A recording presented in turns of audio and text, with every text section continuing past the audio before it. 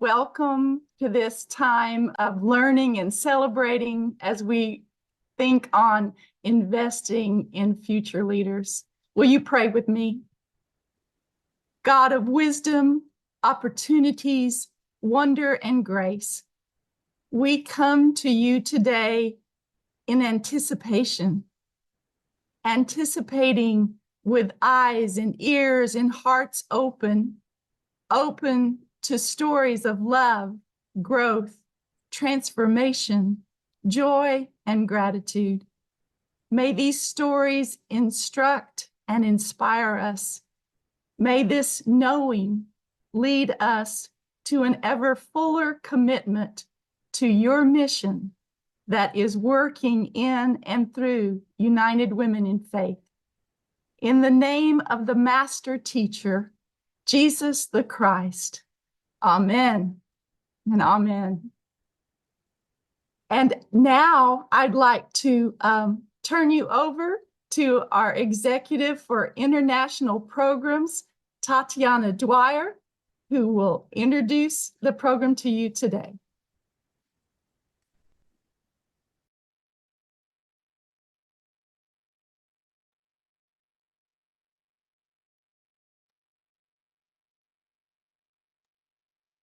Tatiana, you are muted.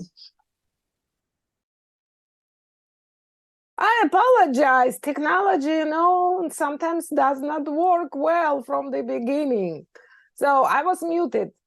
So good morning, everyone. I'm Tatiana Dwyer, staff of United Women in Faith International Program, and I'm also on the Voices Planning team. So we plan these wonderful events, these live conversations for you every 3 months.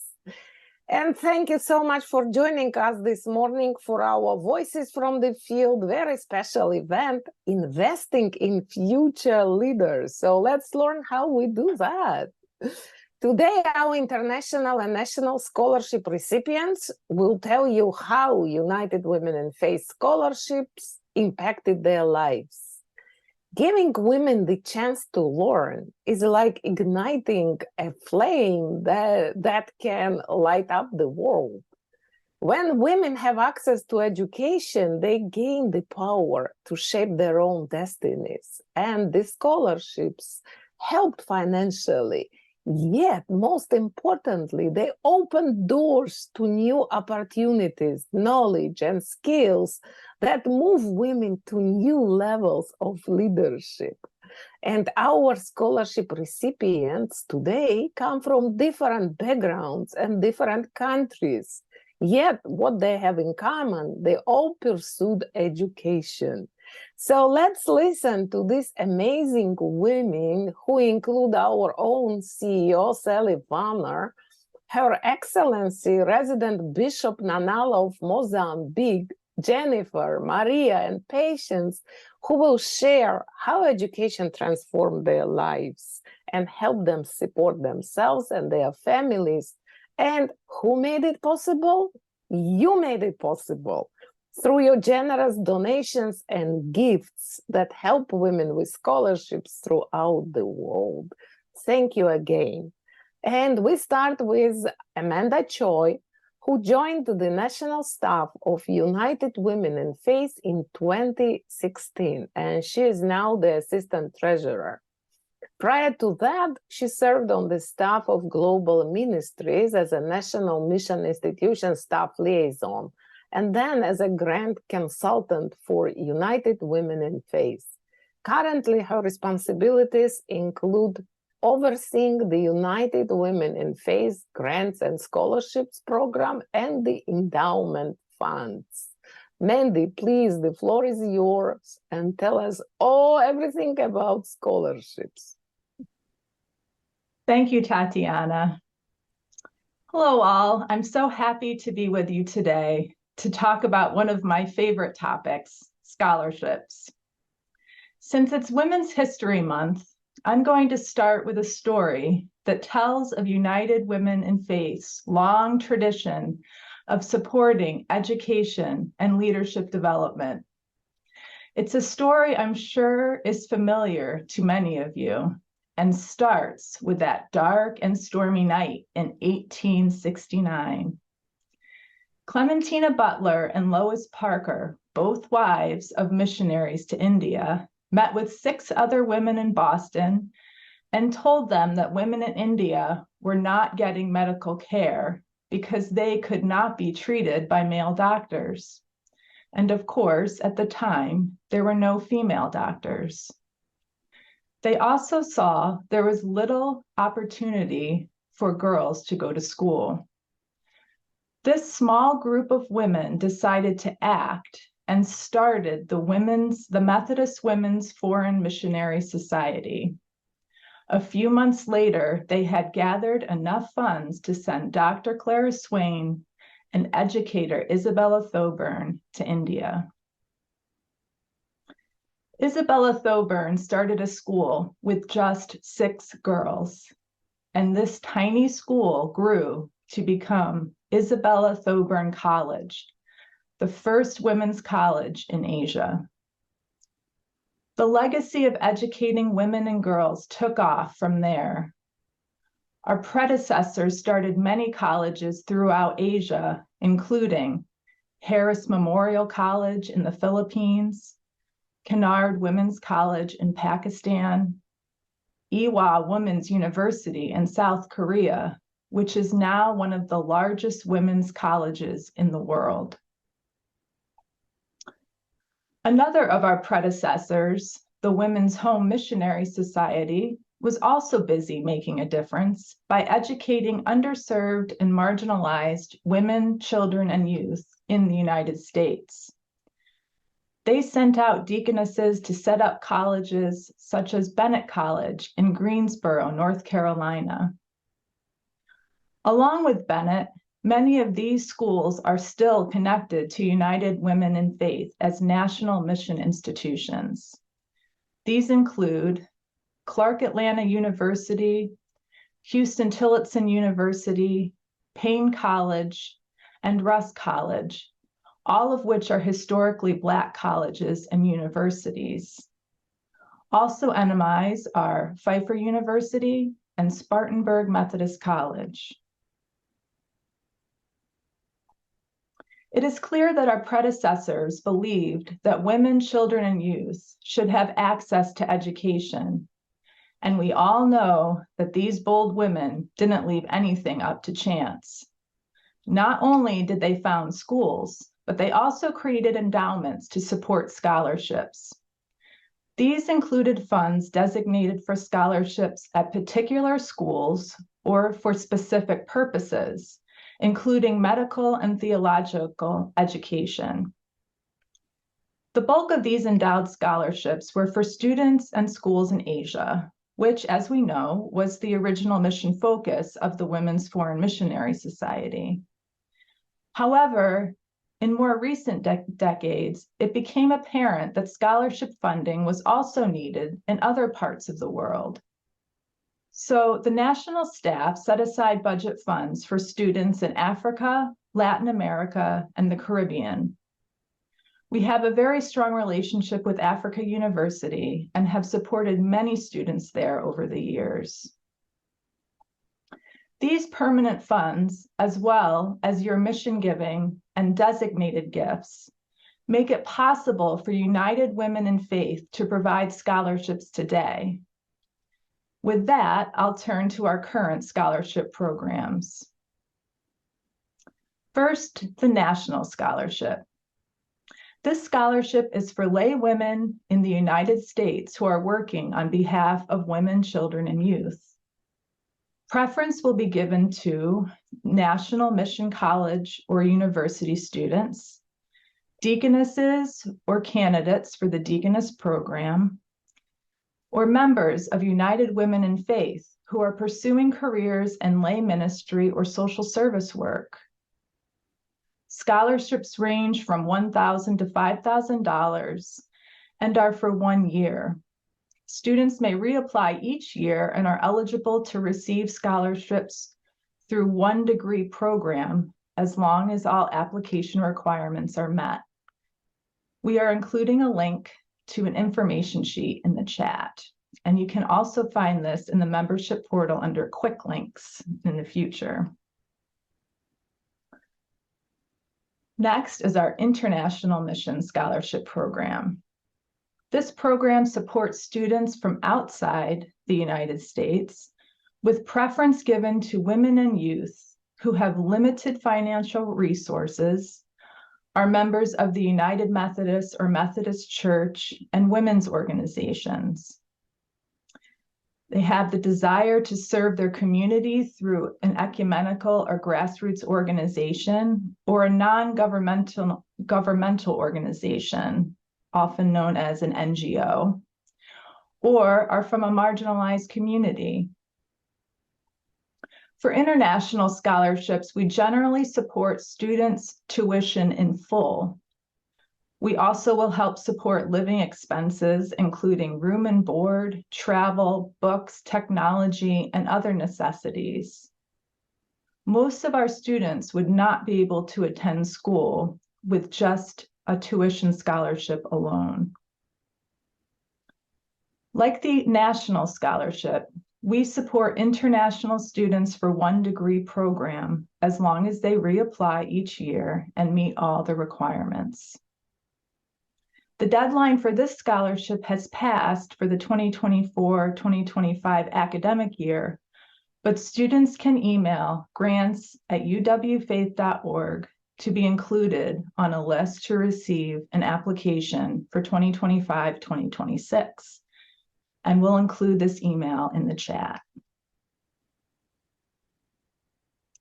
In the past 5 years, United Women in Faith has offered nearly 750 scholarships, totaling close to $2 million to students around the world.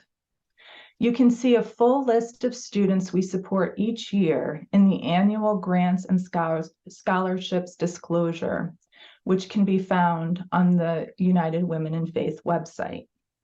And we are also sharing that link in the chat. Currently, we are supporting 304 students from 26 different countries through scholarships. Your mission giving assures that the national office is able to reach out to, connect with, and support so many students. You are continuing the legacy of education and leadership development by helping these students make a difference in their communities all around the world. We thank you. I'll end with a quote from one of our national scholarship recipients, Haley Smith. Clark Atlanta University is the first step of my many-mile journey. I want to teach children, impact adults, work with the rich, help the poor, stop the school-to-prison pipeline. What I want to do is heal this nation, then change this world. I am the soil of the future. I want to produce seeds that can flourish into repairing the brokenness of the country. With the help of this scholarship and others, I can attend college without the concern of debt. I can reach the sky without the limitations of my parents' income. And now we will hear from a few of our past scholarship recipients, starting with our very own Sally Vonner. Sally received a scholarship from United Women in Faith to help with her Master of Divinity degree from Perkins School of Theology at Southern Methodist University in Dallas, Texas. Only a few years after she graduated, Sally joined the national staff in 2010 as Assistant General Secretary of Membership and Leadership Development. With reorganization in 2018, she became the Transformation Coordinator, coordinating the organization's visioning and strategic development to positively impact the lives of women, children, and youth. She oversaw an organizational rebranding that opened new ways for women to join, introduced program innovations and initiatives, and rolled out United Women in Faith as the new public-facing name. After election by the board of directors, Sally began as the General Secretary and Chief Executive Officer of United Women in Faith on June 1st, 2023. Welcome, Sally. Thank you, Mandy. Greetings to everyone listening to this episode of Voices from the Field. I greet you in faith, hope, and love. What a privilege to share in this discussion with my sisters who are here and around the world. I and every recipient of a United Women in Faith scholarship, past and present, represent your love in action and the impact of our collective mission giving to transform lives. It is a testament truly to God that we share and give what God has blessed us with to be able to be a blessing to others. In preparation for this conversation, I've reflected a lot more than I had in probably the years since I left seminary about the impact that the scholarship I received in 2006 from United Methodist Women at the time. And there's so much I want to share, but I'll try to keep it brief and to the point. At this point of where I was, how I had been engaged with United Women in Faith and my annual conference was about 10 plus years, maybe a bit more, and how my spiritual journey had been shaped and blessed by attending Mission U retreats and more.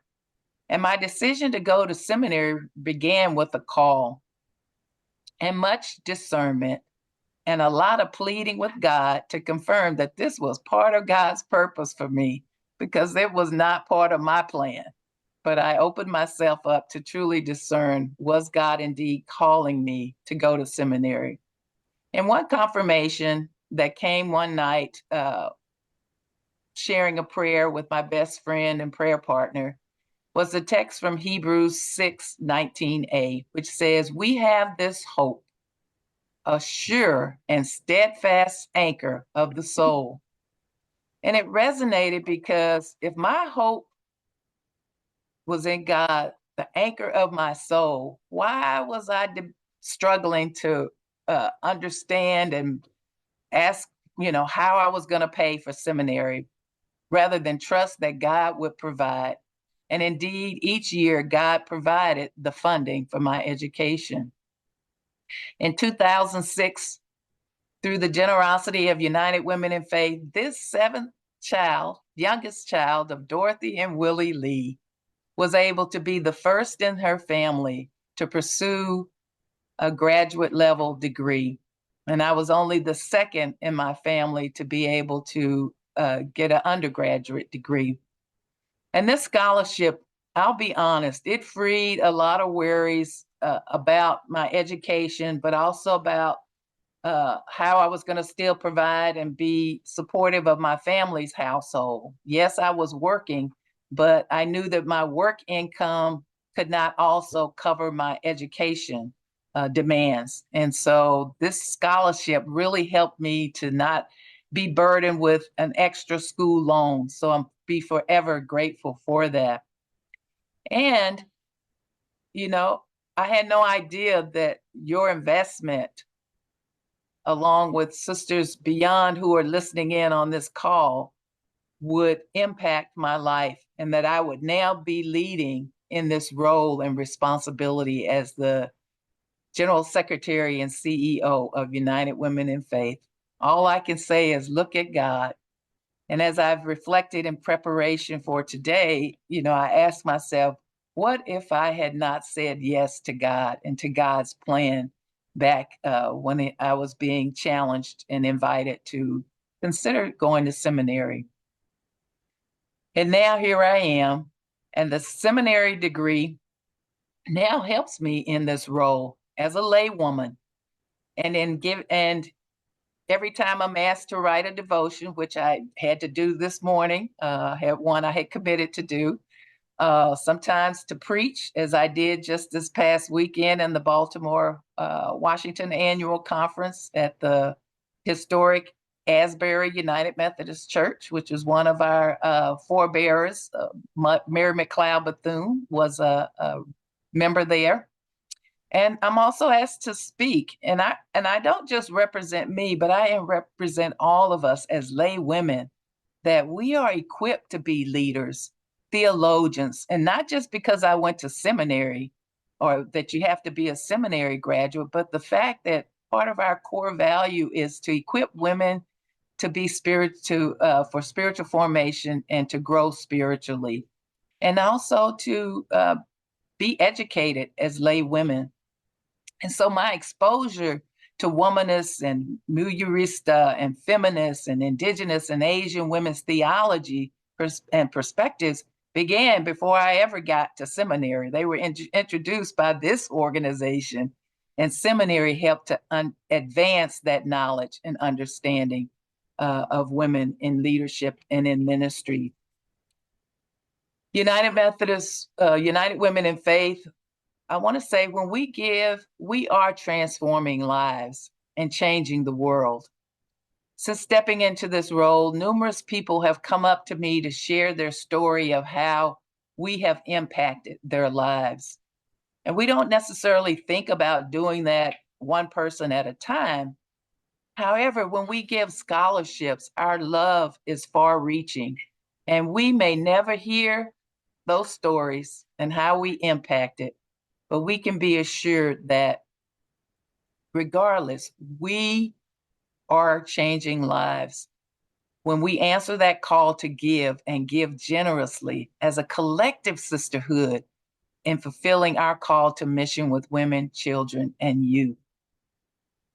Our forebears for generations past, as you heard, answered the call to conquer the hard work of the world without hesitation by believing that with God, all things are possible through faith, hope, and love. Their generosity through giving and establishing endowments along today with our giving still makes possible our scholarships and grants today, as you heard. And I truly believe and I feel them cheering us on to keep paying it forward for generations to come.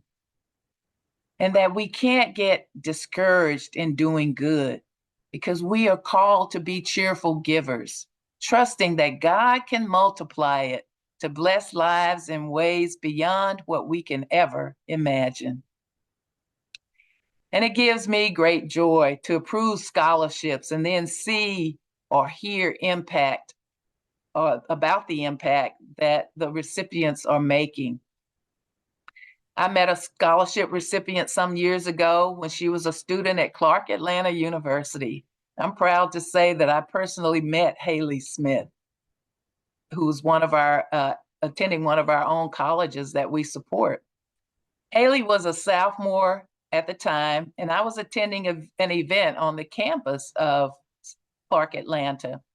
And they had invited her because they knew somebody from our organization would be there, and they had invited her to speak about the impact of the scholarship on her life. And she shared that she was the first in her family to attend college. I get emotional thinking about it. But thanks to United Women in Faith, Haley graduated and went on to pursue studies abroad, and that she recently appeared in our prayer guide where we were invited to pray for her. And for me, I saw myself in Haley, and I wanted to see Haley succeed. So every time she applied the next year for a scholarship, a smile would come to my heart because I just sensed the day I met her, she was going to do great things. So she, like myself, are an example of how we put our love into action to change the world. So I want to close by just saying thank you to God and United Women in Faith for blessing my life in so many ways. Your love, support, and generosity help dreams come true. There are thousands more like us represented in this sharing today whose dreams and beliefs have been transformed because of you. You are believers and doers. I love to say that we are doers who trust that God can make what seems impossible possible. So let's keep putting love into action to transform lives and communities locally and globally. God bless you.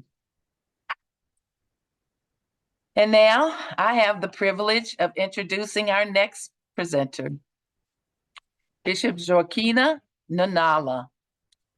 She's the resident bishop of the Mozambique area, South Africa, and Madagascar of the United Methodist Church. She was elected to the episcopacy on July 23rd, 2008, as the first female United Methodist bishop in Africa. Woohoo! Bishop Nanala was the pastor of Matola United Methodist Church in Mozambique when she was elected. Besides serving a large church in Matola, she has coordinated women's projects for the Mozambique Church and led a World Relief HIV/AIDS program designed to mobilize churches for education and advocacy in Mozambique and 3 southern provinces. She and the program were featured in the 2004 Bread for the World video, Keep the Promise on Hunger and Health. She also is married to a fellow United Methodist pastor, Reverend Eugenio Tomas, and they have 4 adult children. She and her husband were both accepted for theological studies in 1985 at the Mozambique Annual Conference and received sponsorship from the Women's Fellowship. Along her journey, she has received multiple degrees in theology and been supported by United Women in Faith scholarships. In 1998, she graduated from Nairobi Evangelical Graduate School of Theology with a master's degree in Bible studies and theology, and also served as a teacher and dean of students there. She speaks 5 native languages, as well as Portuguese and English. And I now present to you my friend and dear colleague, Bishop Joaquina Nanala.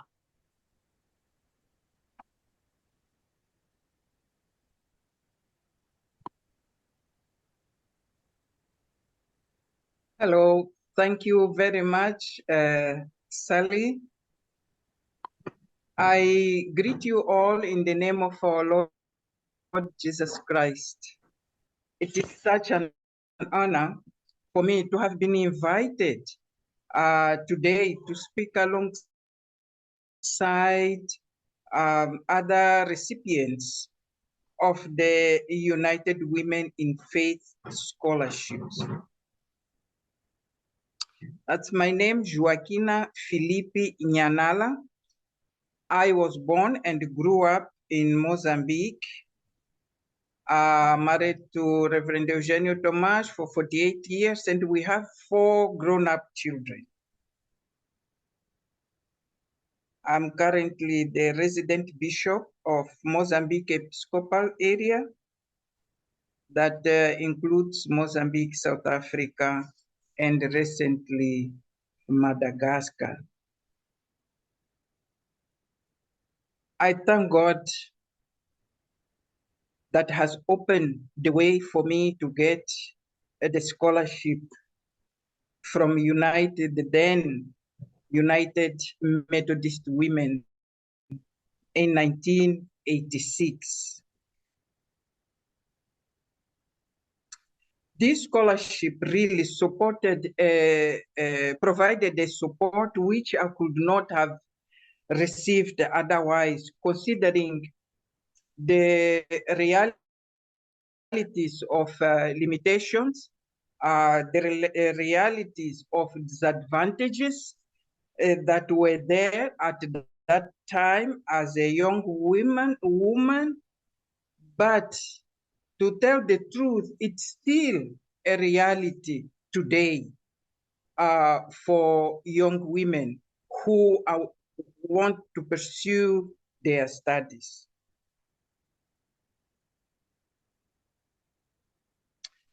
It gave me the opportunity of meeting different people from other cultures, people from other traditions, and that enriched my life and my worldview also. My career changed thanks to the scholarship that I got, because for 11 years I was working with the Ministry of Labor, among other things, as a headhunter, interviewing people that needed jobs and contacting companies that could hire the people. And that changed completely when I had the call and got through the then United Methodist Women, made that possible through the scholarship. When I returned home, I served in various positions, as you heard, like coordinating the women's projects on the great job that the women organization is doing here in Mozambique, but also during the HIV/AIDS pandemic, serving. I was invited by World Relief to head that program until I was elected into episcopacy. Really, I don't think I would be where I am if it were not the opportunity that United Women in Faith gave me to go through education through this scholarship. I was able to get this education that my family could never have afforded to pay beyond high school. And this is still a reality for many young women in my region. I'm grateful to United Women in Faith because we still provide these scholarships, helping a number of women, young women, that couldn't go through their education otherwise. And we see the results in our context, in our communities, because as these women are educated, they are empowered to support even themselves economically. And that lessens some of the evils like domestic violence, like the abuse that many women are going through. It shows that supporting these women with scholarships, it opens doors for most of them. It creates opportunities for them to serve in many positions, including in government positions and non-governmental organizations position, including the church. Through the scholarships that these young women get, we see lining a number of firsts in our church, for example. And intentionally, the church is helping these young women, to come into positions. For example, in our episcopal area, of the 4 director of connectional ministries, 2 of them are women, the first that are lining up. As they come into district superintendents, they bring their grace, they bring their knowledge, they bring their contributions that takes the church to another level. I would like to thank you all, those that are contributed. And I want to thank those that contributed to my education. These are women that I will never maybe meet them in this world. but God is seeing what you are doing. And we thank because the opportunities you continue to open through these contributions that you are doing to the scholarships. It is a life-changing process that goes on as we educate, as these women go through education. And so I would like to encourage all of us to continue supporting the scholarships that are given to young people and young women in particular. Thank you all, and may God bless you.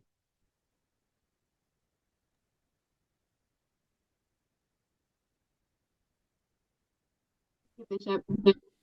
And now we will hear from 3 scholarship recipients, Jennifer Meneses, Maria Capezio Crooks, and Patience Chapada, who will share the impact of a United Women in Faith scholarship on their lives.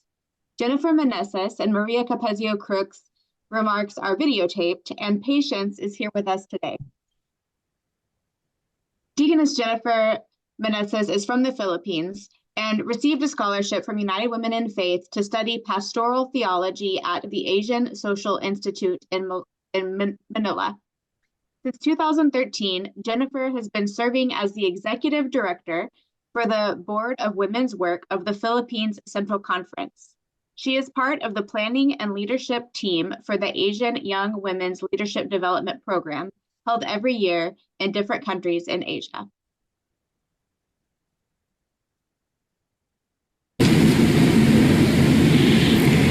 Mabuhay! Hi everyone! I'm Jennifer Ferrariza Meneses from the Philippines. Presently, I serve with the Board of Women's Work of the Philippine Central Conference of the United Methodist Church as Executive Secretary for over a decade. I have 2 beautiful children, Ayat, 18 years old, and Kapia, 5 years old, both girls, and I'm married to Joltz, a university professor and a social worker. Over the years, the United Women in Faith has been a constant, faithful presence in the life and ministry of the United Methodist Church in the Philippines, particularly through her leadership formation and empowerment initiatives among women. United Women in Faith continues to facilitate and nurture the gifts and talents of women, youth, and children in the margins through various programs and ministries with her mission partners across the Methodist Global Connections. Through the scholarship program of the United Women in Faith, I was given an opportunity to take Master of Science in Pastoral Sociology. This study program has been one of my guiding directions in my work with women, youth, children, and church in general. I was given a learning and equipping space for professional knowledge and competencies that are needed to deepen my engagement with my work in the church. My leadership for the different ministries of women and accompaniment with our struggling people, the victim survivors of gender-based violence, persons living with HIV, women migrant workers, indigenous peoples, and LGBTQ have deepened and expanded. I learned shared leadership among different women's groups and organizations in the United Methodist Church in the Philippines and in the ecumenical community by strengthening our partnerships and solidarity. The scholarship program of the United Women in Faith helped my becoming as the United Methodist woman leader of today. Truly, scholarship program offering of the United Women in Faith is an appreciation, an affirmation, and a celebration of our power, gifts, and strengths as women. I will always be grateful for the mission and witness of the United Women in Faith in the church and in the global community. United Women in Faith is indeed a living testament of God's love, hope, and grace. Thank you.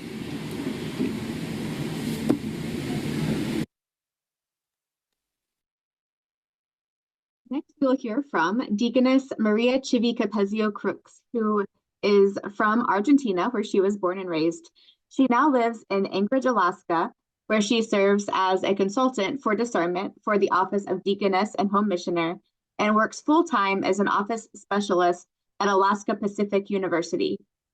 Chivi received a scholarship from United Women in Faith to study creative and professional writing at Alaska Pacific University in Anchorage. Hello, I am Chivi Capezio Crooks and I am a deaconess. I was born in Argentina and I immigrated to the United States in 2009 after marrying my husband. We've been together now for 16 years. We have 2 children together, Alana, who is 13, and Lucia, who is 9. I'm currently working and appointed at Alaska Pacific University as an office specialist for the Institutes of Culture and Environment and Business and Public Policy. And I'm also appointed as a consultant for discernment with the Office of Deaconess and Home Missioner, where I work with people that are exploring their call to ministry, call it as a deaconess and home missioner or as anything else. In my free time, I enjoy to read and to write, and I have fun embroidering and knitting and sewing and just hanging out with my family, watching movies and things like that. My family, my side family is currently still in Argentina. My mom and dad, my siblings, my nieces and nephews, my cousins, and my few aunties that I have still, that survive us still. Well, that's pretty much about me. The scholarship that I received from the United Women of Faith, it was one of the fundamental things that happened for me to go back to school. It took me a long time to return to school to obtain my bachelor's in creative and professional writing, and I was really scared of becoming a burden, a financial burden to my family. I wasn't working. I went back to school during the COVID pandemic, and not having an income at the time and going back to school, I felt that it wasn't fair for my husband, who was working very hard to provide for all of us. So receiving this scholarship was one of the main reasons that I decided to actually go back to school and complete my degree. It really helped me not have to ask for a loan, and it also supported me to buy my books and materials that I needed, and supporting in general my endeavors of going back to school. My education, I wanted to finish school for me, and I wanted to finish school for my children, to see that you do not have to do everything in the order they tell you need to do it. I wanted the children to see that, you know, you can choose a different path than what is expected of you. You can go back to school when you're 40, 41, you can go back to school when you're 50, and you can choose a new completely career path at that age. I have a background in human resources from my degree in Argentina, and I realized that was not what I wanted. So when I found creative writing, I found my passion. My senior project was I wrote a short book of devotionals for young people that has space for journaling too, that I was able to print, and I have distributed here in Alaska for anyone who wants it. And after that, and talking to my academic advisor, I discovered the passion that I have for writing. And I'm going back to school. I was accepted to my master's in fine arts in creative writing and literary nonfiction orientation, and I'm starting that in May. And again, if it wasn't because of the support of the United Women of Faith, I would not have been able to finish in the 2 years I did. I was a transfer, so it was a lot shorter than expected. And I will be forever thankful for the opportunity and for considering me. I did struggle choosing my application because I felt that as an older person that has kind of my life kind of together, it would be unfair for those young applicants that want to start their lives now, and I felt that I was taking from them. And there's some very wise women from here from Alaska convinced me that, you know, you need to apply, you deserve this money too. I do believe that scholarships are a way to even the field for so many people that can go to school, especially when you see the increasing price of education, because it's not just paying your tuition, it's paying rent, it's paying for books, it's paying for food, transportation. It goes to a lot of things, and I even when I don't believe that a 5-year college degree is the only way that we have to have a professional career. I do believe that for those that going to university is their calling, is their path. Having a supporting organization like this one, it's important and it's encouraging, and especially when the support goes to people that sometimes are overlooked, that sometimes are not considered for scholarship because the chances of success that you have after. And as a middle of my life woman with children and consider, my concerns about the PTA and homework and field trips and also work, maybe my success rate according to whatever scale you want is not what is expected from somebody giving me a scholarship. So having the United Women of Faith offering to people like me this support was fundamental, and having the access to the many people coming after me, I think it is very important as well to support them. So again, thank you so much. I am very grateful for your support in my time as a student, and I can wait to see what other great things happen from the women and other people that you support with your scholarships.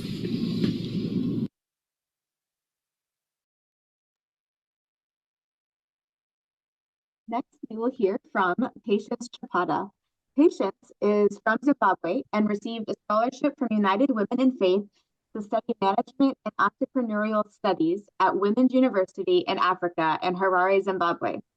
Patience is an administrator at Ganda Medical Clinic in Harare and is also a writer for the United Women in Faith Zimbabwe Training for Transformation team, covering various initiatives done by the organization. She has completed her coursework to become a deaconess, and she will be consecrated at the first ever historic Africa region consecration service to take place in Mozambique later this year. Thank you, Megan. Hello, everyone. My name is Patience Chapata. I'm from Zimbabwe. I was born in a family of 5, where we had 3 girls and 2 boys. Born into a Christian family where we are raised and taught on how to pray, how to fear the Lord, and how to serve Him wholeheartedly. I was able to hold several positions in the United Methodist Church, starting from 2nd level, district, conference, and at global level. And also, I'm a United Women in Faith trained deaconess.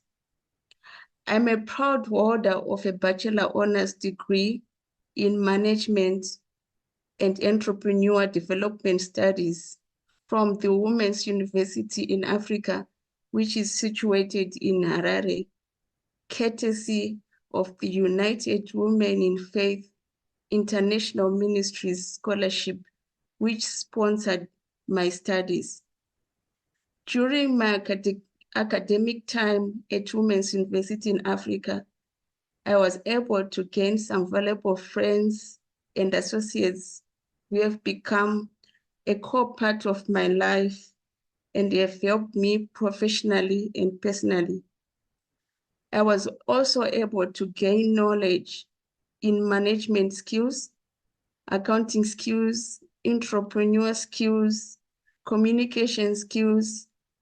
Generally, I can say through this academic, I was well equipped on how to run a business professionally. After my graduation, I got a job at Ganda Medical Clinic in Harare, where currently I serve as an administrator, and also I'm the writer for Zimbabwe Training for Transformation team, which is under United Women in Faith Regional Missionaries Office, where I cover stories of the different programs that are covered under this program. More importantly, the academic qualification has opened me up to endless possibilities, like looking at the economic environment now. It needs more young people who are entrepreneurs and who are innovators. Particularly these days, it's not easy to get a white-collar job. So with the degree that I got, it really empowered me to be a better person in society. Thank you, United Women in Faith, for scholarships like this, which serve as a bridge for those who cannot finance their education. These scholarships are even more important in Africa, especially in some setups where they still have the patriarchal system. They believe it's better to send a boy child to school than a girl child. So thank you, United Women in Faith, for empowering young women in Africa. I will quote, there's a saying which says, when you educate a girl child or a woman, you educate a nation or a generation. So United Women in Faith, thank you for empowering me and other young women and women around the world. By educating us, you are educating our nation, you are educating our families, you are educating generations to come. God bless you. Thank you.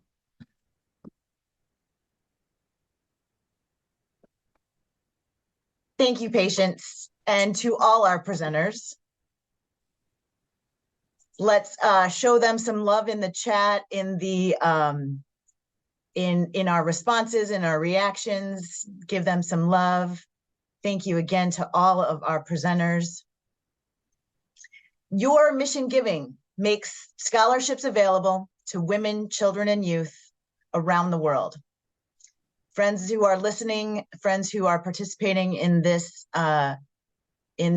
Voices from the Field, sisters, your giving means books and housing, along with opportunities for education. Thank you to those who gave during registration for this event. Together, you have raised $636. And there are multiple ways to give. You'll see the link in the chat, as well as the mailing address. And remember, fulfilling your pledge makes scholarships happen. So thank you again, United Women in Faith, for all you give to make scholarships possible. Now I invite Betty Gittens to share our closing and directions for our Q&A session. Thank you. I'm so glad that you've all joined us today. And we appreciate those who have come before and the new ones who've come for the first time. We want to especially thank our guests, Amanda Choi, Sally Bonner, Bishop Nanala, and Patience Chapata, and the Voices Planning Team. United Women in Faith's giving is supporting programs that change the lives of women and their families. This program will be available on our YouTube channel in a few days, and we invite you to share with your United Women in Faith sisters, your church community, or your community at large. Usually during this time, we invite you to join breakout rooms with our speakers. But today, we're doing things a little differently. We will be staying in the main room for an extended question and answer session. We hope that you will be able to join us during this time, but understand if you are not able to. Now I invite Amanda, Sally, Bishop Nanala, and Patience back to the virtual stage. Jessica, I turn it over to you. Thank you, Betty, and thank you all for being with us. As Betty said, we will not have our usual breakout rooms this time, so we will have our moderated Q&A. Questions will be entertained through the chat or through the Q&A function on Zoom. Because of the large number of people that we have, we will moderate the questions this way rather than have everyone unmute and speak. So if you have a question, feel free to place it in the chat or in the Q&A. And to start us off, I have a question for Bishop Nanala and Patience. Perhaps they could also be spotlighted so everyone can see them. Could you share with us why United Women in Faith's scholarships are important to your region of the world?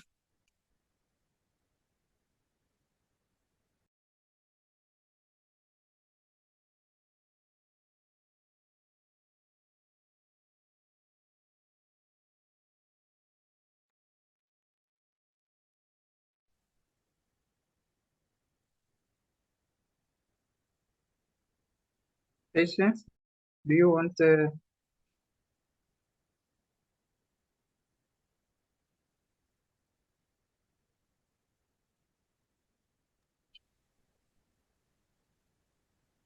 Okay, thank you for the question.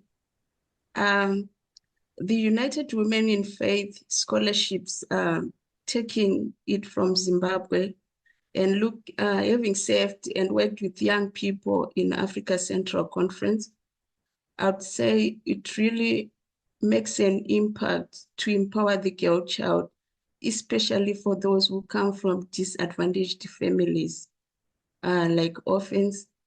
And also, like I mentioned before, in Africa, there are still some families who practice the patriarchal system where they believe it's better to send a boy child to school than a girl child.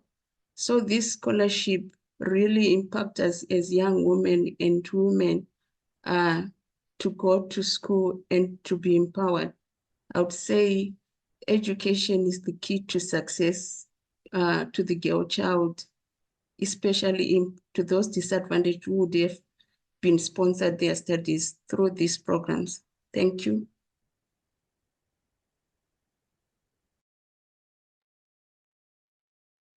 Thank you. Would you like to add, Bishop? Yes, it is very true. Looking at what the young women and women are going through in our countries, in our region, educating them, it empowers them. It empowers them to stand even by themselves. At times when you see some being subjected to some situations just because he's not educated, it is very difficult to respond or to stand or to protect themselves. And so we see that the women that have been empowered through various scholarships, including the United Women in Faith scholarships, some of us would not be where we are if it were not these opportunities that we have been given to go to school. With the level of poverty that is there in our communities, we have women and girls, children, and that want to go to school are not able to, and often even their families would like to send them to school, but they have no financial resources. And what the scholarships are doing is to raise these women. Most of them, those that are in positions in the church, most of them come from these needy families, families with limited financial resources. And the church is coming in and helping them to come up. And so we continue to say thank you for the scholarships that you are providing into our region.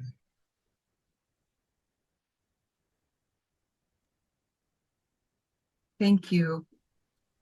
Another question maybe this is for Mandy, but any of you could answer, is who is eligible for a scholarship and how do you get more information or go about applying?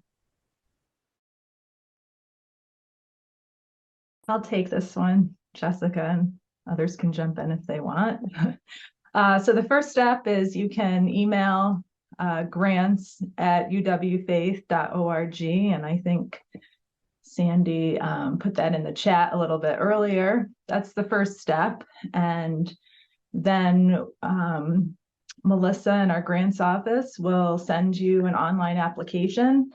And if it's past the deadline, we'll put you on a list to receive an application for the following year. We have information sheets that will be on our member portal under quick links. And for international students and national, the preference is United Methodist and international, of course, Methodist, where there's not United Methodist, and United Methodist Women, United Women in Faith members, deaconesses, and lay women and youth who are working to make a difference in their world. No limit to the type of degree. We just like to see that your goal is to make a difference in your community. We receive many applications, so unfortunately we can't offer scholarships to everyone, but we try our best. I think I answered everything. If anyone has other questions related to that. I guess a related question, Mandy, would be what is the difference between national and international scholarships? National scholarships are for citizens of the U.S. or permanent residents living in the U.S. International scholarships are for people living outside of the U.S. and who are not citizens of the United States. A little bit different with international, I think I mentioned, is that we try to support the entire degree, the tuition as well as living expenses, because without that, many of the students wouldn't be able to attend. National, it's up to $5,000. National United students in the United States, they tend to have more access to financial aid. And of course, our education is much more expensive here.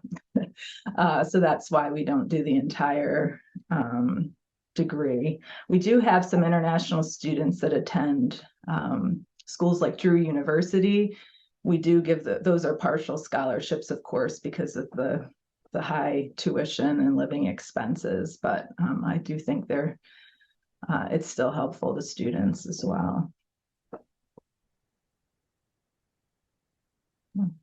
Okay, yes.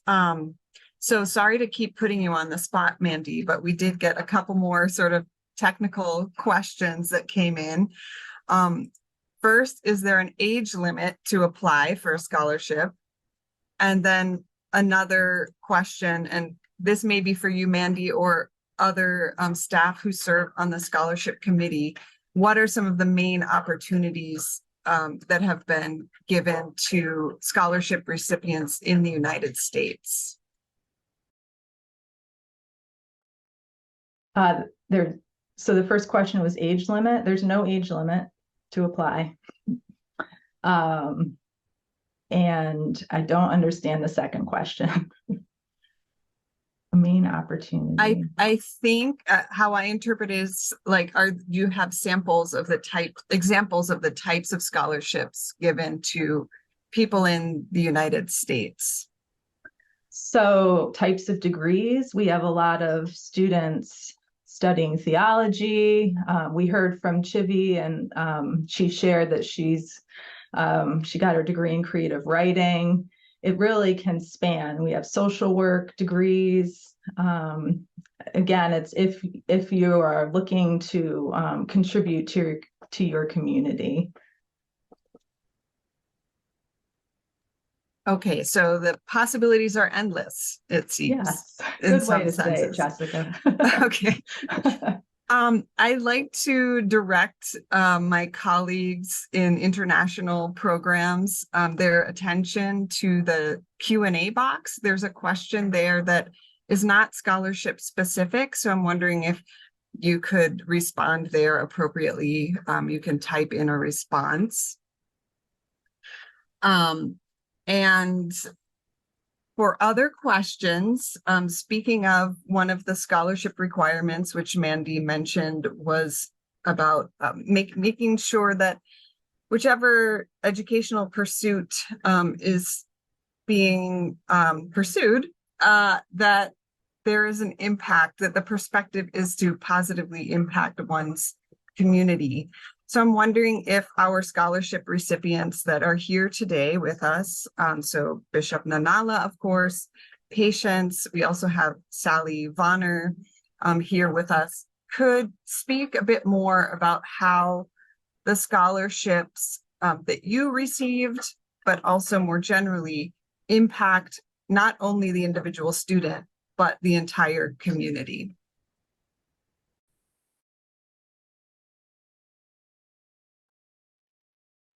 Well, for me, because I have been part of United Women in Faith and active in a local unit, and I worked on the conference staff, so I didn't lead in terms of a district leadership or a conference leadership, but I was able to wear that hat at the table when I was in the conference office. And if there were any decisions that I felt were not in line with our values or what we promoted in terms of particularly women in leadership within the context of our annual conference, then I wore that hat really at all times and could be that voice and representation to lift up and to reach out to other sisters who were part of the leadership of our annual conference, because many of them are have been equipped to be leaders through this organization. And so we show up at all these different tables and spaces, and that's a mighty force and power on behalf of this organization, but not just for us, but for women in general, because we don't always, we don't only lift up, concerns related to lay women, but we can also speak to concerns that may be impacting the lives of clergy women in our particular context. So for me, that's one way that I saw our impact of that we make in other settings. And for me, in my role as a conference staff person, and then because anti-racism work is a part of my passion, I got to connect with the resources and the materials and promote those in the context of my annual conference as well, along with at that time, when I was working, immigration was one of our priorities. And again, being able to direct people to resources and things that we United Methodist Women were doing in advocating and supporting change around immigration.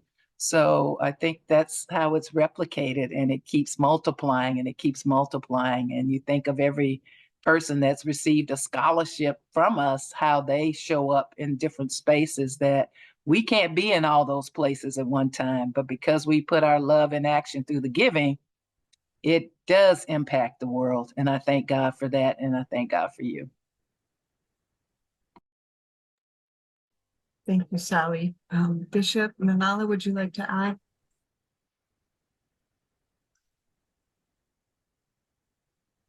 I can say that what the impact is very difficult even to measure because it's so huge. These several women that are seated there in different tables, both in the church and in the various non-governmental organizations, and even at the government level in our areas. They bring with them their experiences, their knowledge, that they got because of being empowered through education with these scholarships that we received. And each one of us, where she is, she does her best to first support the work in general, but not forgetting our young sisters that are there, and also they need our support. So we have them in both conference level, district level, and often we intentionally bring them because they are there. They are just not given the opportunity, and though some of them are educated. So I think some of us that are recipients, we do give this contribution in our communities through what we do in our daily lives. Yes, thank you.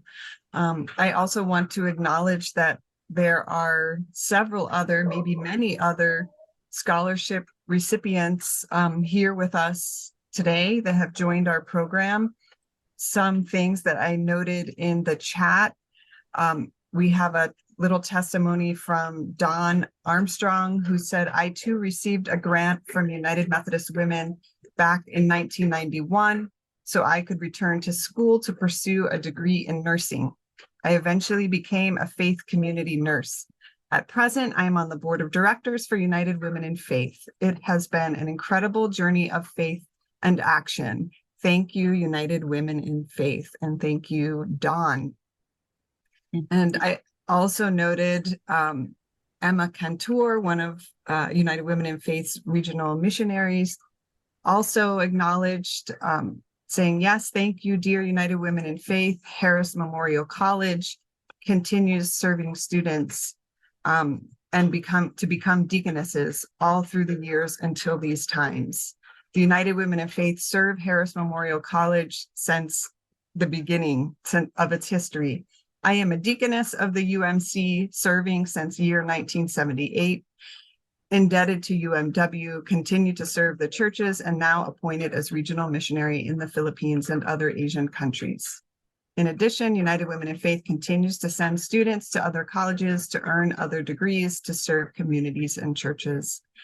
And we also have with us, who noted in the chat, Reverend Cesar Loida, also a scholarship recipient, along with his children and whole family. So we're so grateful to have all of you with us here to also share your testimonies through the chat and your witness to this work, as we witness also the impact all of you have had in communities, local communities, and communities around the world.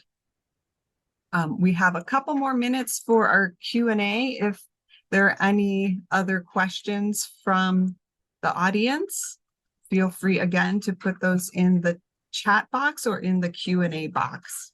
And I also, yes, go ahead, Sally. Yeah, I just wanted to add, when you read Don's statement about being a faith community nurse, I just want to say we truly do save lives.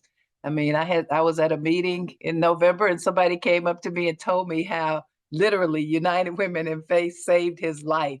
He was in an emergency room feeling like he was dying, and the Spirit told him to call the conference president at the time, and he did. And not only did prayers go up, but he said almost like in seconds, somebody was in his emergency room tending to him and getting him the treatment he felt he needed.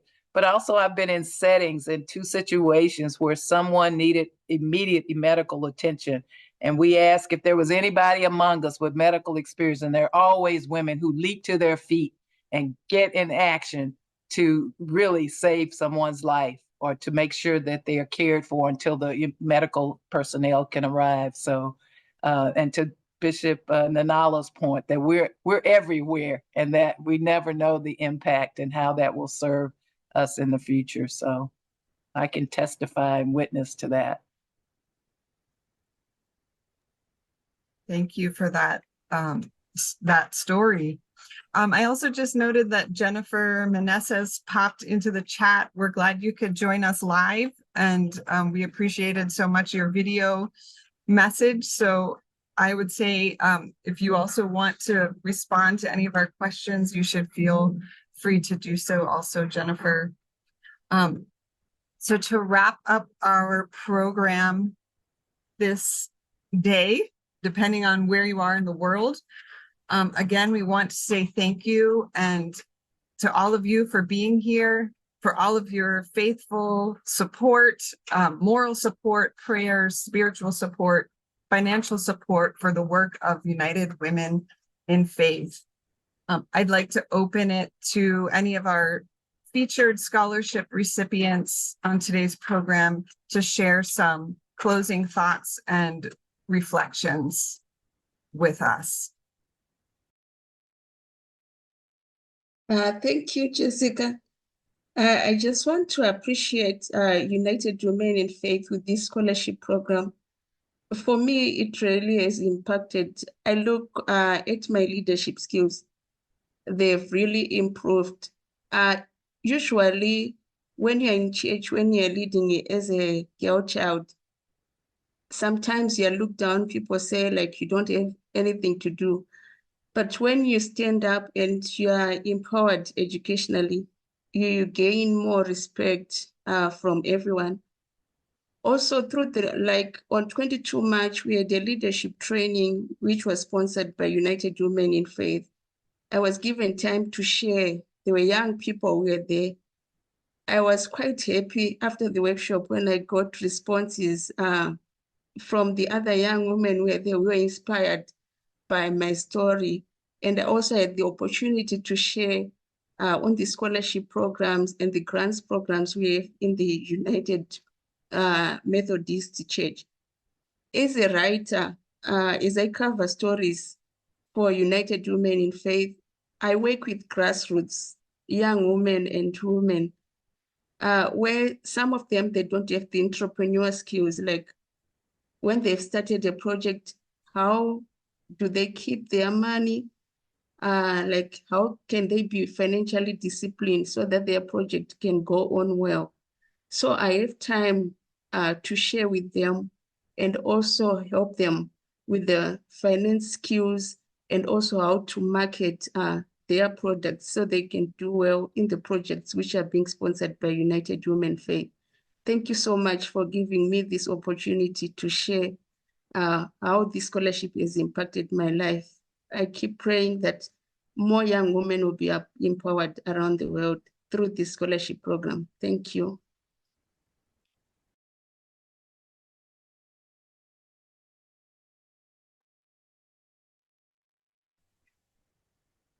Go ahead, Bishop. Yes, I would say that as we educate these women,